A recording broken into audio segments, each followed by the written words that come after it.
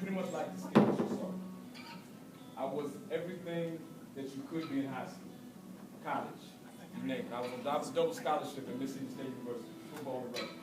In high school, I was student council president, senior class president, I was in the choir, first chair, first tenor. I played all-state football. I was all-American in track and field. I was all-state wrestling. You name it, I did it. The only sports I didn't do was golf, tennis, and swimming, because I can't swim. But I did try out and I almost drowned.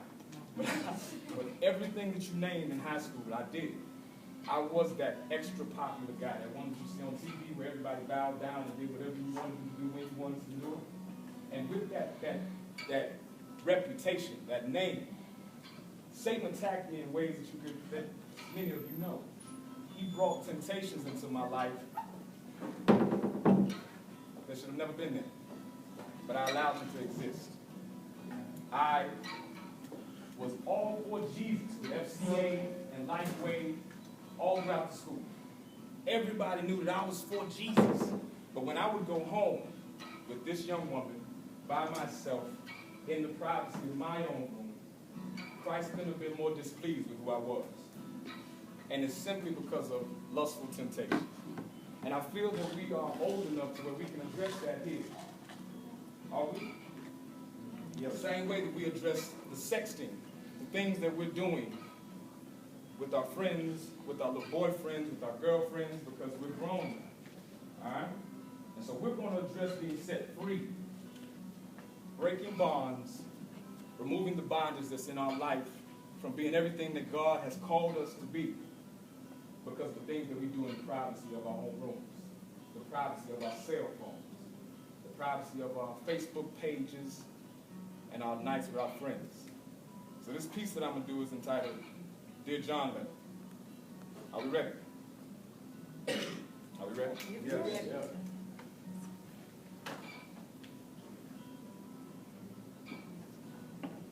I wrote a Dear John letter.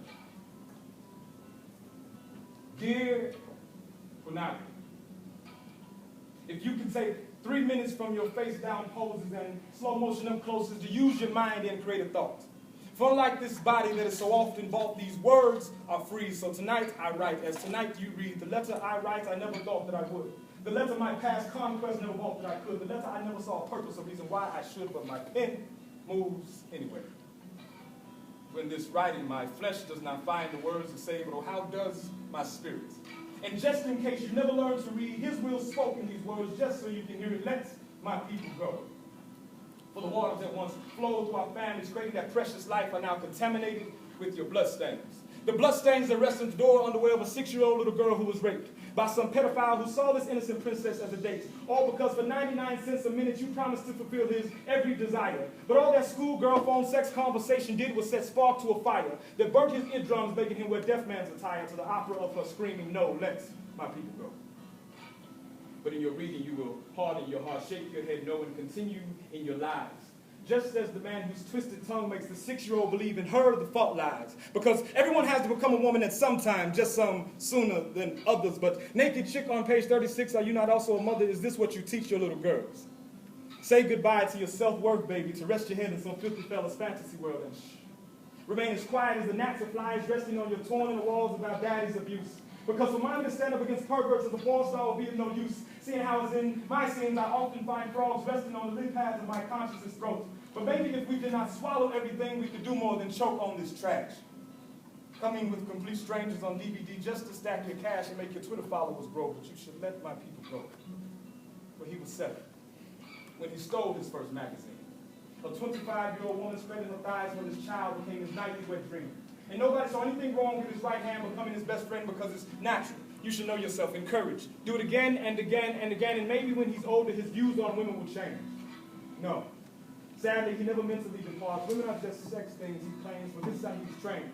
But porn queen, I wonder if you would sit in the room with him instead of on TV screens, would your poses still be the same? You on the couch, clothes, strip finger dips while he sits on the floor in front of you screaming your name. I want to see you rise.